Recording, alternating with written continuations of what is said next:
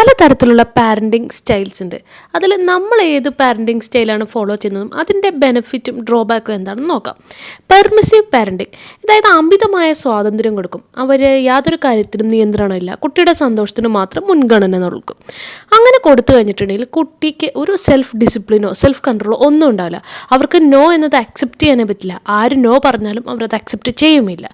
Uninvolved parenting, അതായത് അവർ കുട്ടിയുടെ കാര്യത്തിൽ ഒന്നിലും ഇടപെടില്ല. അവരുടെ ഇമോഷണൽ നീഡ്സ് ആയിക്കോട്ടെ, അവർക്ക് അറ്റൻഷൻ കൊടുക്കുക, അവരെന്ത് വേണമെങ്കിലും ചെയ്തോട്ടെ എന്ന് വിചാരിക്കും.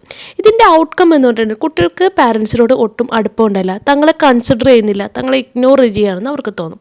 Third one, authoritarian parenting. Strict റോൾസും ആയിരിക്കും, ഹൈ എക്സ്പെക്റ്റേഷനും. കുട്ടികൾ പറയുന്ന ഒന്നും കേൾക്കില്ല, കുട്ടികളെ എപ്പോഴും ഡിമാൻഡ് ചെയ്തുകൊണ്ടേയിരിക്കും. ഇതിൻ്റെ ഔട്ട്കംസ് എന്ന് പറയുന്നത് കുട്ടികളുടെ വാല്യൂസിനോ അവർക്ക് ഒരു അഭിപ്രായ സ്വാതന്ത്ര്യം ഒന്നും ഉണ്ടാവില്ല. അങ്ങനെയുള്ളവർ ഭയങ്കര സ്ട്രഗിൾ ചെയ്യും. ലാസ്റ്റ് വൺ, അതോറിറ്റേറ്റീവ് പാരൻറ്റിങ്, അതായത് balance of discipline and freedom. ആവശ്യത്തിന് സ്വാതന്ത്ര്യം ഉണ്ടാവും, അതുപോലെ തന്നെ ഡിസിപ്ലിനും കൊടുക്കും. നിങ്ങളിതിൽ ഏതാണ്?